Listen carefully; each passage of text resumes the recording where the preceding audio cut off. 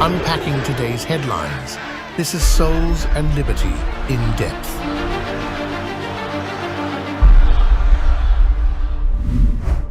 Hello everyone and welcome to In Depth, the production of Souls and Liberty, brought to you in partnership with MyPillow. Now more than ever, we're short of workers. We have a population that is not reproducing it on its own with the same level that it used to. The only way we're going to have a great future in America is if we welcome and embrace immigrants, the dreamers, and all of them, because our ultimate goal is to help the dreamers, but get a path to citizenship for all 11 million or however many undocumented there are here. All right, more on those comments from Chuck Schumer later, but first, I just encourage everybody to start spinning up on what's really going on with the management of our elections and fight against this censorship that's keeping you from finding this information out. All right, 32 days to go with polls across the board showing Trump is moving in for the kill. Cheating by the communists is now emerging as a chief concern. Our guest today is Patrick Kolbeck, an expert in this area following 2020. I'm your host, Gary Michael Voris, coming to you from here in Houston. Good morning, Patrick. Cheating in all kinds of forms. Let's start with the case of a sweet lady in Colorado, Tina Peters, who is now experiencing the wrath of the communist state. What do you know? Give us an update, a little background. What's going on? Well, first of all, Tina Peters, a Mesa County clerk in Colorado. She's a Gold Star mom. Her son was in the Navy SEALs, and I'll tell you, she's one of the nicest ladies you ever want to meet. She got into public service for all the right reasons. She wanted to help make sure that government was responsive to the needs of the people. And she was just prosecuted yesterday for what they characterized as deceit to commit fraud, and incarcerated for a period of 9 years in prison. And I'll tell you, I can't, there's been a lot of really bad court decisions of late, a lot of them targeting President Trump. But this one upsets me more than any other one, because all Tina Peters was attempting to do was protect the integrity of the election records under her responsibility. She actually prevented the destruction of election records at a time when the elections that were captured in this computer equipment that all she did was make a copy of it so she could have an official record of it. She copied it before Dominion Voting Systems tech came in to quote unquote service the equipment, and another copy after. And all she did is try to preserve those records so that she'd have that audit trail for examination of election records. And in turn, she was prosecuted for deceit and with the intent to commit fraud. That is a gross miscarriage of justice, and prayers go out for Tina right now, because she's starting her sentence right now in jail, and she never should have been in jail in the first place. This is, from my perspective as a student of history, if you remember what happened under communism, Stalin's chief of his secret police, I think it was Lavrenti Beria, once said that you show me the man and I'll show you the crime. Well, what happened in this case with Tina Peters is that the Colorado Secretary of State, Jena Griswold, said, the man in this case is Tina Peters. I want you to make an example out of her.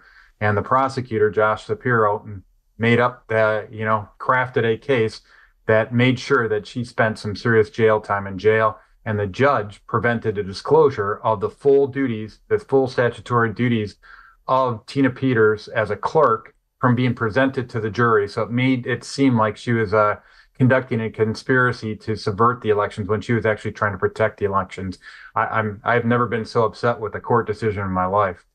This is one, hopefully, that President Trump, when he becomes president again, could just overturn, commute her sentence and just say that's it. I don't think he has the authority to overturn state decisions. It's a federal court, yeah. State courts, I don't think so. But we shall see. I mean, it definitely is going to be appealed, and it should be appealed.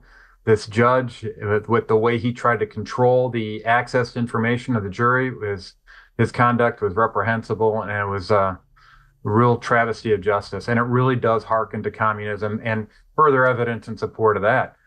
The commentary, the extreme vile commentary on social media in response to this conviction, it's coming from all the people that obviously do not know Christ in any way, shape, or form. It's some of the most vile commentary you'd ever want to see. A lot of rainbow flags in the profile, and it's really sad. As much as we want to pray for Tina and what she's going through right now, I think we need to be praying for some of these people that are just so dark in their hearts that they have issued such commentary towards her. Yeah, it's pretty horrible. I mean, I guess the lack of civility, I suppose you could call it, but it's not really that as much as it is just kind of a coarseness.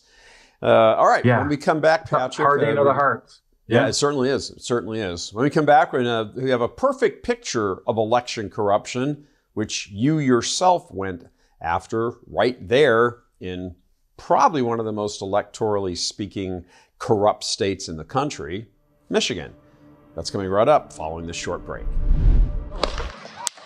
The establishment has tried to assassinate President Trump twice, but we can't really be shocked that those who slaughter 1 million unborn babies each year would try to kill one more human being who stands in the way of their diabolical agenda. Trump, like every one of us, including all of us at Souls and Liberty, is a sinner. But like all of us, he is in the fight and fighting for all of us to get one more chance, maybe a last chance, to save the republic. We must hang together, or as Benjamin Franklin said, we shall hang separately. And maybe far sooner than many imagine, because communists take over and always persecute Christians and Catholics in particular. Let us help you fight these forces of evil. Become a monthly supporter today so we can continue giving you the information, the tools of our faith, and the support network you need to go out and save souls and save our nation. Join our merry band of happy warriors and click below to get into the fight. We need you, we need each other. Join the resistance. Become a monthly donor today. All right, Patrick Kolbeck from Michigan is our guest. Patrick, you've got your own backyard corruption right there, and you're tied in directly with exposing it. Yeah, well, not just me. I'm joined by a lot of what I call meddling kids out here in Michigan. And together we filed a lawsuit against Jocelyn Benson, who's a current Michigan Secretary of State, back before the 2022 election, citing that she was issuing illegal guidance regarding poll challengers. She was effectively nullifying the job of a poll challenger in Michigan elections. And in our lawsuit, we were successful in the Court of Claims. We were successful in the Court of Appeals with a 3-0 decision.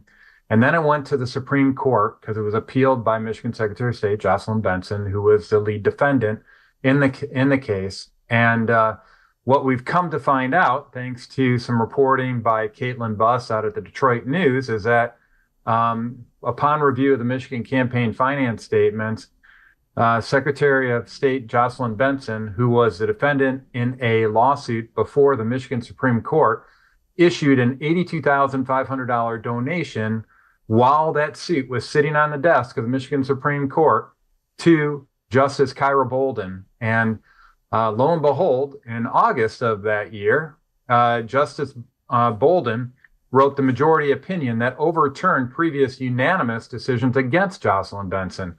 And for all appearances, that looks to be bribery to myself and to many others. And so in response to those facts being uncovered, I decided, along with my friend Braden Giacobazzi, to file a request for investigation with Michigan's Judicial Tenure Commission. Mm-hmm. And we're seeking the removal of Justice Bolden from her position as a Supreme Court justice in Michigan.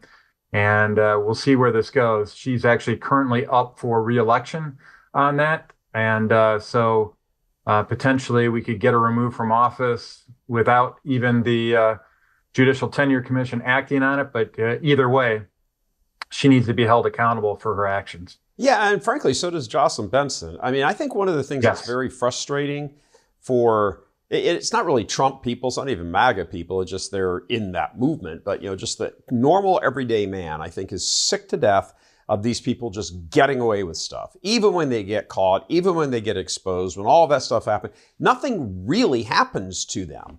I mean, hopefully if Trump gets in, if he wins and he's got a very active DOJ, you can go after some of these people for treason. I mean, this is ultimately what this boils down to. You're trying to take the country away from people who have voted a certain way. You're disenfranchising the election so that you can put in as what is essentially a puppet government. I mean, how is that not sort of the operating, walking around every day definition of treason? Well, that's why I think that communism analogy is perfectly appropriate. It's completely lawless. And it goes back to that coursing in society you were talking about before.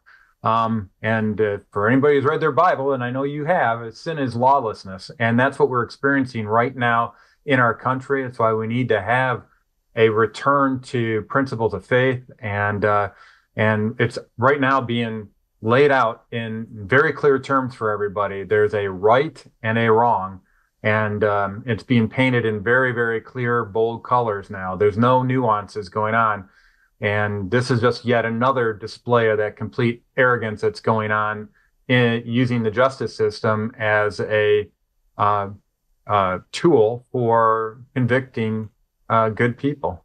Yeah, and protecting bad people. Yeah, they nothing happens to them. I think one of the challenges, I'd like to hear your thoughts on this. I think one of the challenges for good people is that there has been so much corruption and it has been so insidious in every institution, media, education, courts, politics. I mean, just check every single one of those boxes that, what they've been able to accomplish little by little by little by little and not look extreme or crazy doing it. We all need to actually look extreme and crazy and radical demolishing it, because we've got one shot. They've had election after election after election after election to just kind of keep getting first downs. We have to throw a bomb and win the game. And I think that I'm not sure people are really quite understanding of that, but it's a challenge to bring people around to that. Oh, you can't be that extreme. Guys, do you realize the score's 100-0? You need a 101-point play here to win this. Yeah, what's sad is that what they're painting as extreme is actually what we used to call following the law. Yeah. And so they've been so successful at changing the narrative, or changing what they call the Overton window, if you will, so that just simply following the law, respecting traditional values, respecting other individuals, loving your neighbor as yourself, those are all thrown out that window nowadays. And so, yeah, it seems like it's a Hail Mary pass, but really, it's just a return to fundamental principles that made this country great in the first place. Yeah, that's it. All right, Patrick, when we come back, we're going to talk about perhaps the most worrisome form of cheating, and no one's really even heard of it. That's up next. Go to MyPillow.com or call the number on the screen. Use your promo code to take advantage of wholesale pricing for the first time ever on TV, including my standard size MyPillow, only $14.88. They've never been offered this low before. We have limited quantities at this price, so limit's going to be 10, and once they're gone, they're gone.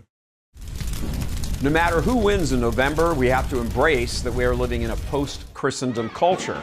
And the heart of that is a rejection of the gospel. As one item on our agenda to combat this, Souls and Liberty is hosting our first annual retreat at sea.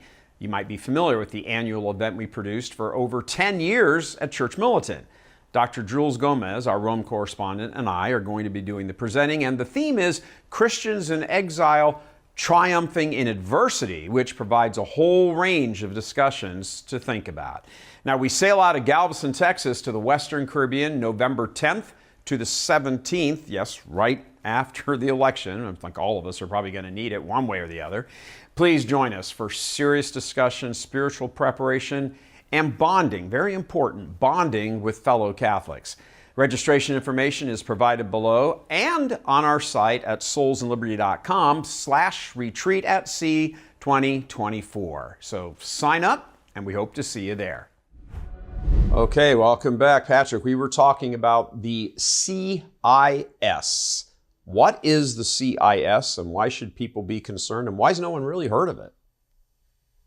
Yeah, CIS stands for Center for Internet Security. And just so everybody knows, this Center for Internet Security, their primary job when it comes to our elections is to secure our nation's election system networks. You know, those same election systems that they tell us are not connected to the internet. Right. Well, they're using an organization called the Center for Internet Security to secure those systems that are not connected to the internet. So just think about that for just a while. And we talk about the devil being a master deceiver. Here's yet another example here. They're being bold-faced with the lie that these machines are not connected to the internet. So anyway, this organization, the Center for Internet Security, is actually a customer of the federal government, the Cyber Infrastructure Security Infrastructure Security Agency, or CISA, not to be confused with CIS. CISA is the federal agency. CIS is the 501c3 nonprofit. They're a non-government organization, which is very important in this context. And we'll get into that in just a little bit. But they are operating what is called an Election Integrity Isaac Center. It's an information sharing and analysis center. They're based out of Greenbush, New York. And this Isaac Center is designed to be kind of a war room for making sure that the integrity of what has been designated by the federal government as a critical infrastructure, which is our election system, their job is to put up this little dashboard that says, hey, how are we doing regarding the integrity of our elections?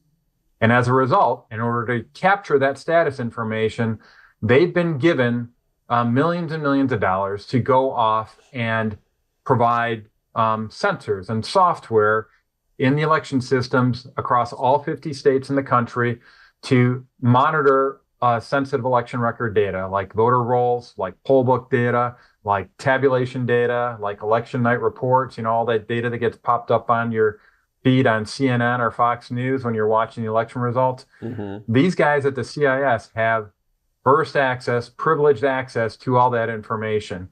And I think it's important that we learn a little bit more about this very, very powerful organization because who set them up and made them sort of king? Where does that come from? Well, that comes from them being under contract to CISA. In 2017, election systems were designated as what they call a critical infrastructure component and of our national infrastructure, just like gasoline supply, food supply, our electrical grid. If any of those critical infrastructure components go down, our nation's security and well-being of our citizens is threatened. Sure. So they said, you know what, in 2017, DHS Secretary Jay Johnson decided to add the election systems to that list of critical infrastructure items. And when that happens, you get that Isaac Center, that Information Sharing and Analysis Center, which is essentially a big war room, kind of like the Mission Control Center for NASA out at Johnson Space Center. And so they're monitoring the status of our elections, and you got to get that data from somewhere. And what they're doing is getting that data with privileged access, this non-government organization that is not subject to oversight, that is not subject to Freedom of Information Act requests by you or me. They now have privileged access to all this information in our regarding to the conduct of our elections, and they have the ability to modify that data and resubmit it and in whatever form that they want. And I'm not saying that they're doing that, but I'm saying they have the capability of doing that, and they deserve a little bit of scrutiny in that context. Yeah, a little bit, you think. That's so that was brought into existence under the Trump administration, but now it's under the control of the Harris administration? Yes, and exactly. And even if these guys are lily white, they do everything by the book, and they're working in the nation's best interest, the fact that they've centralized all that election information across all 50 states should be concerning in and of itself. Right. Because if I'm a bad actor, like advanced persistent threat actor for like a nation state like China or Iran, now instead of having to go around to 50 different systems with 50 different network protocols, 50 different configurations. I just get to go to one place, Right. and I can tap into the data stream at that one location, Center for Internet Security, and I have access to all that information. Yeah, and there's no So- way anybody at home even knows Yeah. anything about this. Right. And that's the thing that's most concerning, I think, is that they're operating in the shadow. They're like the Wizard of Oz, operating behind the curtain. And me and my fellow meddling kids are just saying it's time to get Toto involved and pull back that curtain so we can see what they're up to. Yeah. Because it isn't just access to sensitive election records. It's not just their privileged access to this data like our voting results before anybody else sees them. It's also Congress has already identified them as being at the center of another concern, which deals with collusion between the federal government and big tech and big media to censor Americans in violation of their First Amendment rights. Sure. So this same organization's involved in both the privileged access to sensitive election records, and they're instrumental in management of a censorship campaign against American people. Yeah, this is the amount of control. I remember when I was in news and they started talking about, hey, you know, soon we're going to start doing all this by computer voting. I was like, what? And this was early on in the computer age, if you want to think of it. I was like, that doesn't sound good. It doesn't sound good at all. I mean, this is a giant question of trust, and you know. Yeah. I guess not for nothing does, you know, half the American population think that there's going to be a civil war within 5 years. Patrick, final thoughts. Bring us home. You got about 30 seconds. Well, I'm no Luddite. I'm a certified Microsoft small business specialist. I like technology, but I like the integrity of our election system even more. And I just encourage everybody to start spinning up on what's really going on with the management of our elections and fight against this censorship that's keeping you from finding this information out. Yeah. If you go to electioncrimebureau.com, what you'll see is a whole bunch of advisories that I personally put up there. I'm supported by Mike Lindell. He's been a champion of election integrity for quite some time. And he's got a lot of information up there at the electioncrimebureau.com. If you want to help Mike out with efforts like this, please go to lindellplan.com.